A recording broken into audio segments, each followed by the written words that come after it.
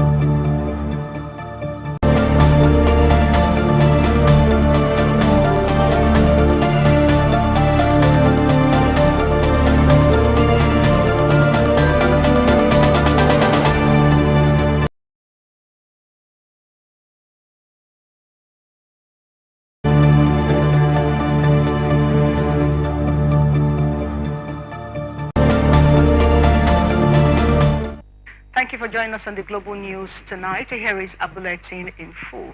The All Progressive Congress National Working Committee on Wednesday dissolved the party's executive in Rivers State. In a briefing with journalists at the National Secretariat in Abuja, the party spokesperson Felix Morka says the National Working Committee of the party have appointed a 7-member caretaker committee to steer the party's affair in the state for the next 6 months. According to Morka, the newly appointed 7-member caretaker committee members are Chief Tony C. Okocha, Chairman, Chief Eric Wibani, Secretary, Honorable Chibike Ikenga and Prince Stephen Abolo. Others are Honorable Sylvester Vidin, Senator Karibi Dan Jumbo, and Miss Darlene Amadi.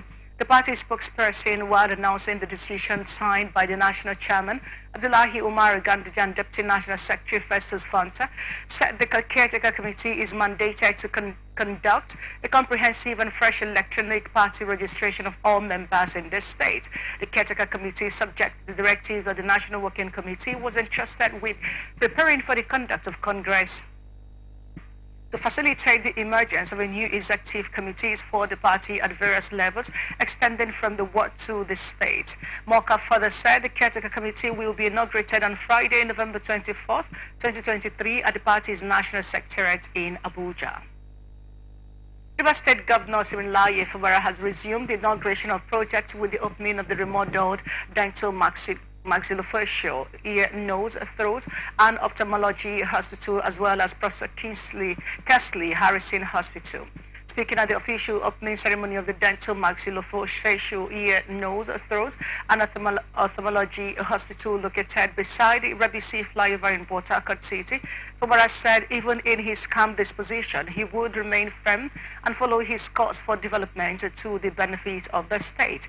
He said his administration was committed to advancing the interests and welfare of Rivers people, insisting that nothing could deviate his vision. He said whatever it would cost, the interest of the people and development of the state would remain paramount, adding that there would not be development without quality health care delivery. Fubara explained that His actions align with the renewed hope agenda of President Bola Tinubu's administration, anchored on restoring hope and improving the economy and social well-being of the citizenry. While inaugurating the Prosperous Harrison Hospital located in my one Jobo Port Harcourt local government area on Wednesday, Fubara asked the Rivers people and residents to protect critical infrastructure and social services provided for them. He also noted that the hospital had been remodeled and made functional with taxpayers and appealed to the people to own the project. The governor also assured that soon the River State University Teaching Hospital Board and the Healthcare Management Board would be reconstituted to handle the issues of employment in the health sector to utilize their quota for the ongoing recruitment to school and suspend for the sittings until the matter is dispensed. The suit filed by Right Honorable Edison at the Federal High Court and presided over by Honorable Justice Foibi Ayua Edison prayed the court to stop Amewule and the other lawmakers from presiding over the activities of legislative arm of the now vote for a particular person to lead them as at that particular time. Then a crisis now happened to the extent that when the crisis now happened, another group, which I consider a minority group, now went somewhere and said they have impeached or removed this in the Rivers State House of Assembly.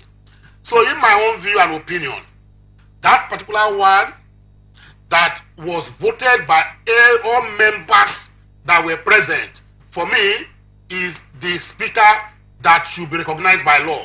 Law and order in the state, he advised that the stake of the majority in the House of Assembly be treated as most important, as democracy remains the leadership of the majority. In democracy, the majority, have their way. The minority, we have their say. So when majority, says that this is the person we want as our governor, the minority and their opinion can never override that of the majority. That is what democracy is all about. So it is even an aberration where you see out of 23 members of a house, you have 19, in my own opinion, should be the status quo to be maintained.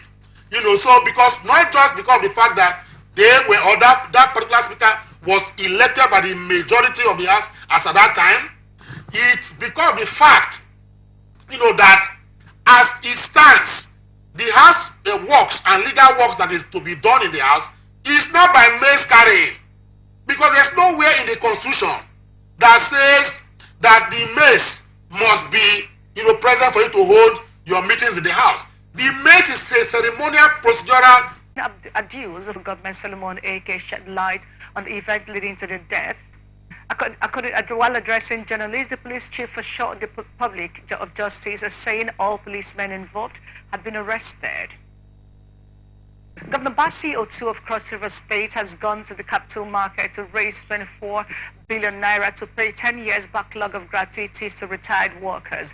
The governor reiterated his government resolve to clear the backlog of unpaid gratuities owed retirees. He emphasized that government cannot allow the aged to sleep hungry or be unable to afford their medications. This was contained in a statement signed by the chief in the debt owed retirees in September. During his inaugural meeting with journalists, Otu had lamented the ordeals that the retirees and other senior citizens in the state were going through. Judiciary Staff Union of Nigeria Osun State Chapter has embarked on an indefinite industrial action with immediate effect. The strike was declared on Wednesday by the chairman of JUSUN in the state, Oluwagbemga Olakunle Eludire. The strike is coming on over the allegations of maladministration against the embattled Osun Chief Judge, Justice Oyebola Adekwele Ojo. The JUSUN members also accuse her of unduly persecuting some members of staff and denying them entitlements ranging from restoration of training exercise, arrears of wardrobe allowances from 2001 to 2003, and reinstatement of judiciary staff in the state suspended by Justice Adekwele Ojo. Eludere directed all judiciary workers in the state to stay away from the courts and their offices and withdraw their services. All Progressive Congress in Ondo State has expressed optimism that it would soon resolve the political crisis in the state. It said Its move to resolve the crisis was to ward off avoidable political tension and engender a friendly atmosphere ahead of the governorship election. A statement by its spokesman, Alex Kalajaye, advised political gladiators and stakeholders to be circumspect in their utterances and actions as regards the political development in the state. The statement said the face-off between the executive and legislative arms of the state government was being critically examined by the combined teams of national and state leaderships of the party. The Gombe state government has signed a 12 billion naira contract with Tractor Nigeria Limited for the construction of a 21-kilometer gully erosion control project in 6 towns inside Gombe metropolis. The contract signing event between the state government and Tractor, which took place in Gombe on Wednesday, was observed by Gombe State Governor Inuwa Yahaya. During the ceremony, Yahaya stated that the project was one of the state's largest capital projects in its history. He defined the project as a critical step forward towards recovering agricultural and environmental areas in the state that have been decimated by gully erosion and environmental degradation. Gombe State is regarded as a Malam Ina Wuru Lade Wuro Kesa Arawa and Kagarawa marks our unwavering commitment to preserving and safeguarding the environment and livelihoods of the people. No fewer than 17 people killed in a lone crash that occurred at Takalafia village on the Yawuri Expressway in the Magama local government area of Niger State.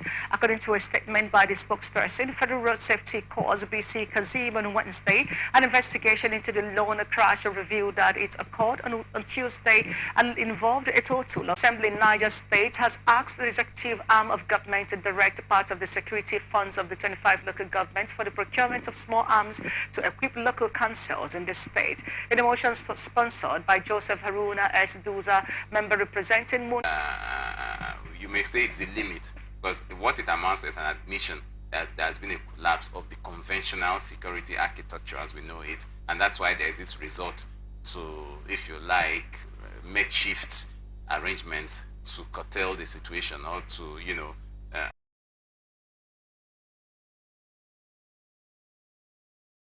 He said this in a speech at the opening of the third Executive Council meeting in his second term held at the Exco Chamber on Wednesday. According to him, over 19 billion has so far been expended in providing the infrastructure across the state. The governor, who lamented the spate of ghost workers in the state civil service, vowed that his administration would do everything possible to rid the state of the menace. He charged commissioners in the state to hit the ground running so that they could provide services and execute projects and programs that would better the lives of the people. Adamawa State Commissioner of Police Afolabi Babatola has condemned the recent conflict between the state police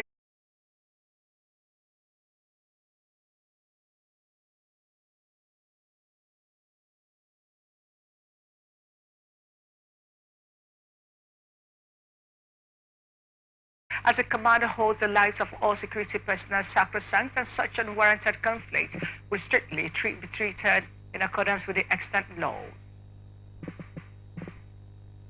Adamawa State High Court was informed on Wednesday that Hudu Yunus Ari, the suspended resident electoral commissioner, became Minister of Science and Technology